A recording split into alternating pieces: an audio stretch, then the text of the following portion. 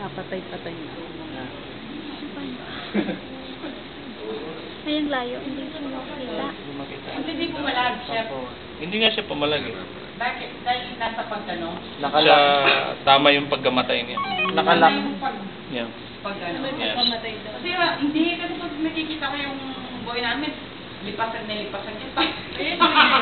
Mamaya, inihila niya yung buhay niya. Ay, ba't hindi niyo kinuha yung tubig? Ay, yung dugo. Ay, Marumi nga eh. Do not keep the blood. ay, mga halal. Ikaw talaga ah. Di ba, ano, straight, go straight to the ground. So, focus lang talaga siya tinitira na chef, no? Yeah, supagos and yung tatlong nick. So, kasi yung iba niyan, talagang papalag-palag pa eh, pagka na. Oo. Muna sa tubig na mainit, pumapalag ko.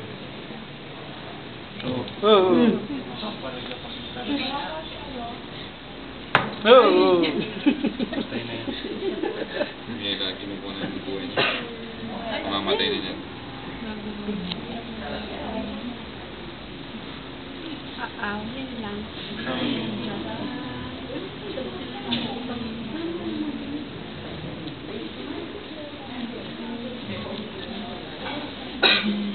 Patay na, kawawa. So, prepare lang kayo ng hot water. Hindi pa nasindihan. Adwala kasi. Lagyan Adwala. natin na. Ayan. Sira. Kind of, this way of slaughtering an animal renders the animal halal.